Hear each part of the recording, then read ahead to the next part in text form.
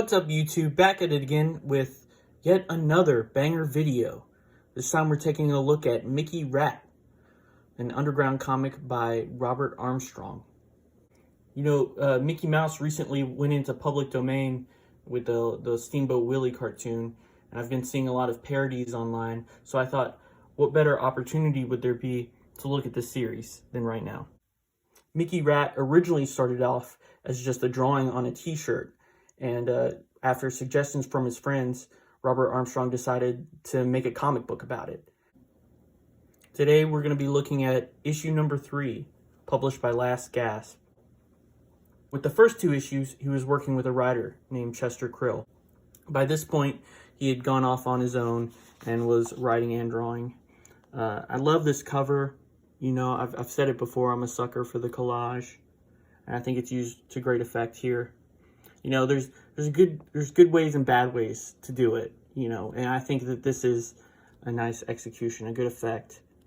You can see he's just been loafing around in this department store for days. Another thing, I've noticed this in a lot of cartoons, when you see the bottoms of people's shoes, you always see like a round spot, like a hole or a dot on the bottom of their foot, and I never knew what that was. Like, can someone tell me in the comments? I've tried to research it before. I cannot figure out what that's supposed to be or why that's in so many cartoons. But yeah, there's always like the hole on the bottom of the foot. Please let me know if you have any ideas in the comments. So let's just dive in. Also, since this is like an underground book from the 70s, there will be stuff that I have to censor for YouTube guidelines. So if you see a photo pop up that's been censored, that's why. So the interior of the front cover, we see this family, this husband and wife, getting home from vacation. They find their door has been left open, and they come inside to see, oh, has anything been stolen? Anything been trashed? No, the TV's still there, the silver's still there, her jewelry is still in the jewelry box. The husband goes out to his beer can collection, has been completely drank, and that's Mickey Rat for you. Mickey Rat is just he's just a scumbag. He's a dirtbag, hedonist. He's kind of like Fritz the Cat, only Fritz the Cat at least pretends to be an intellectual. This guy has has no pretense of, you know, of being smart or being cultured. He is just in it for the drugs and the booze and the women. So this next strip, the artist Robert Armstrong puts himself into the story. He's in the hospital for an aneurysm, and he's in the neuro ward, and his creation, Mickey Rat, comes to visit him. And he mentions what a nice setup it is. Got a nice TV. He's just always bothering him, playing with the yo-yo, being annoying. He starts talking to the other people in the hospital room. And he says, let me adjust your TV for you. So he goes to help this guy adjust his TV. The TV is mounted to the ceiling. He pulls on it too hard, and it comes off the ceiling, and it lands on his foot. And he starts crying, ow, ow, ow. And one of the nurses comes over to help him out. Anyways, the strip ends with him being in the hospital bed next to Robert Armstrong. The next strip is called Dizzy Rat Stein, and it's kind of a different character, like using the same Mickey Rat character, but putting him into a different role, like an actor. He's this jazz musician, beat poet, and he appears several times throughout this book. So here's his first appearance. He's just blocking traffic, talking about hearing the rhythms of the city. Just getting on everyone's nerves. In this one, he meets in this story, Mickey Rat meets a guy who's begging for money on the side of the road, and he talks to him about finding a job He calls him a parasite. Don't be a leech on society. He says, I'm going to help you find a job, but first, let's get you something to eat. So they go into this restaurant. He asks him how much money he has. He says he has $4.86. And the total, they order a bunch of food. The total comes out to $4.75. And at the end of the story, the guy, he asked Mickey, how about that dollar you promised me? And Mickey says, I don't have any money. So he's a beggar too. And he just scammed this guy for lunch. The next story is another Dizzy Rat Stein story. He's out of work. He's a slob, just like the normal Mickey Rat. Dizzy Rat Stein is a slob. And he's in this dirty apartment. One of his friends comes and he's in the music industry. And he says, oh, we need a trumpet performer to sit in on this session. So he gets him this job, and he's like, I don't know, I'm pretty picky about who I sit in with. I'm a real artist. I'm a talented trumpet player. And I don't just play with anybody. So he sits in for a little while. He's like, gulp, I already don't like it. He's listening to their music. He's like, I'm really gonna show him. I'm gonna go off on my solo. So he waits for his solo. He says, time to cut loose. And he starts playing and playing and playing and playing. And the guys in the sound booth say, this Rat Stein guy just ruined the take. Get ready to record it from the top. So the guy comes in. He's like, okay, stop. Enough already.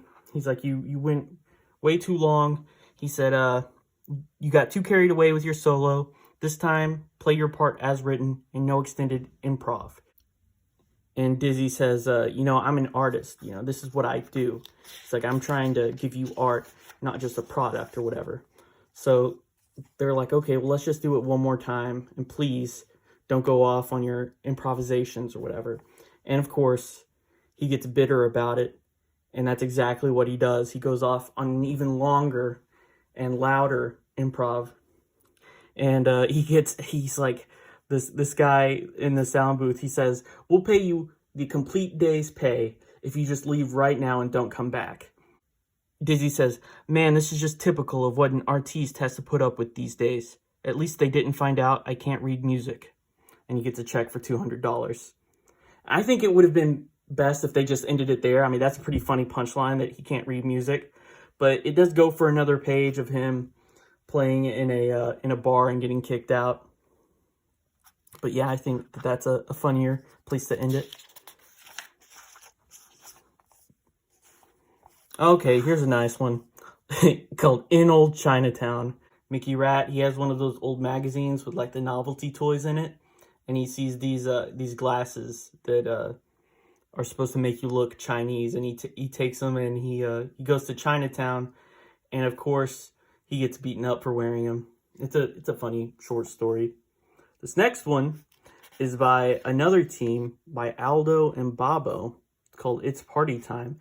This is probably the most filthy story in the whole book. I'll definitely have to censor some of this. But it's about these two girls. They're wanting to throw a party. They're wanting to invite over the track team to party with them.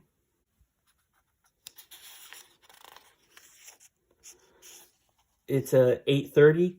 The first guest shows up. It's not the track team. It's this nerdy guy with his whatever type of instrument this is. Treholopy? I've never heard of that. An hour goes by. He's the only person at their party. Another 15 minutes goes by. Finally, someone else shows up. And it's not the track team again. It's these other guys with this dog. And then 30 minutes goes by. And there's these guys with tequila that show up. And pretty soon, just more and more people keep showing up. None of them are the track team. I mean, you get whoever this is, some nudist guy, like a flasher in a long coat. You get these guys dressed as a dude with bongos and whatever this Viking guy is supposed to be, a lunatic in a straitjacket. But anyways, the track team didn't show up, but they still try and make the best of it. They're partying, they're dancing, they're getting drunk. You see, this page is just like showing their antics, how out of hand this party's gotten. This dude, he falls backwards and crashes into the fish tank, kills the fish. This woman's trying to save the fish. The bongo guy, he's knocked over their plant. Finally, the woman who owns the house, one of them, she screams, "Out, out, out!" She's had enough. Their apartment is destroyed, and you can see in the background, it's 1:05 a.m. The track team has finally got there right as she's kicking everyone out. And the next morning, it's they wake up to the aftermath of the party, and their place is just destroyed. But 6 weeks later, they're ready to go again. They haven't learned their lesson.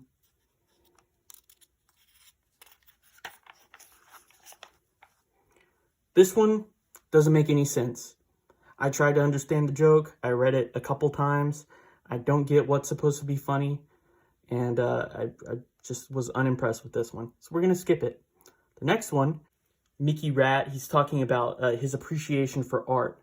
And of course, what we're hearing him talk about is not what he's actually doing. He's actually in one of those old Peep show places. I don't like that they used to have in the 70s, I guess.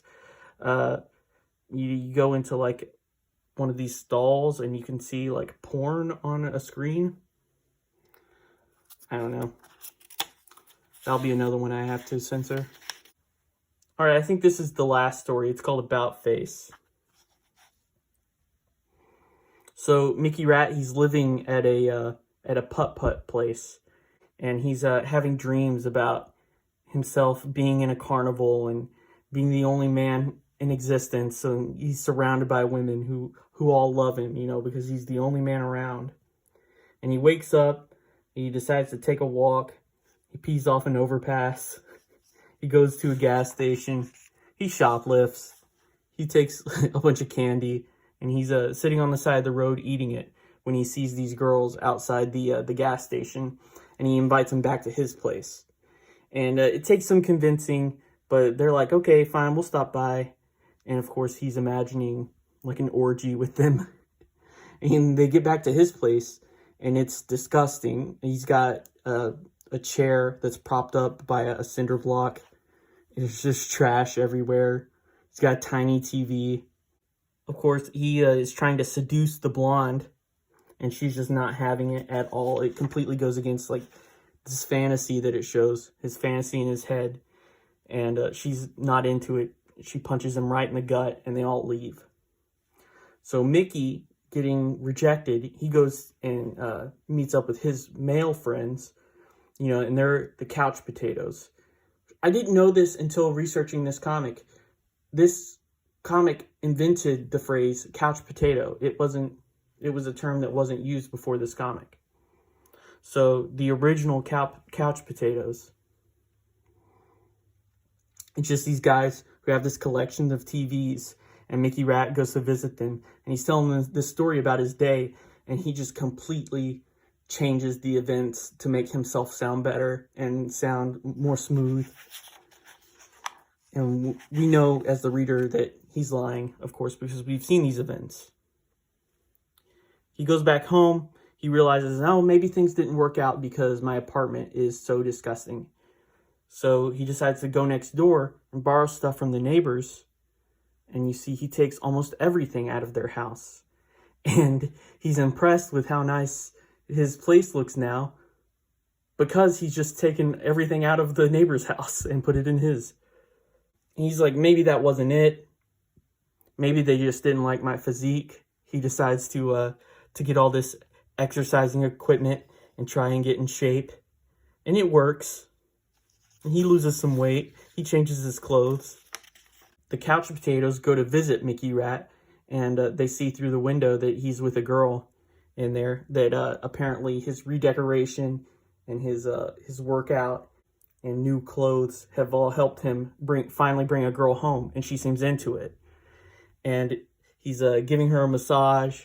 They start to have sex, and her wig falls off. And I don't know who this is supposed to be. The wig. So this person that he invited back to his place, I don't think they're in this story anywhere previously. It seems like it would be a callback to an earlier character, but I flipped through this book again. I can't find out who this is supposed to be. So, you know, that seems like another missed opportunity to me, but whatever. He gives up on trying to find love, and he goes back to the putt-putt place. And finally, we end with this last single-page strip. It's called Atomic Cocktail, and it's another Dizzy Rat Stein story. And it's basically just a page adapting this song called Atomic Cocktail. It was by Slim Gaillard, and it came out in 1945. And it's just, I wish I could play some of it for you, but probably get a copyright strike. So you could just look it up on YouTube. It's not hard to find. But anyways, then we get some interesting rat facts on the back. Rats are the most numerous and successful mammals on Earth, except man. The rat's success is at man's expense. It is a generalized animal able to eat almost anything or live anywhere. Rat facts. Rats can multiply rapidly. One couple could have up to 15,000 descendants in a year's lifespan. Rat facts. Rats can gnaw through lead pipes and cinder blocks with their chiseled teeth, which can exert an incredible 24,000 pounds per square inch. Rat facts. So if you didn't enjoy this video, at least you learned something about rats. If you did enjoy, please remember to like, comment, and smash that subscribe button. Thanks for watching. Bye.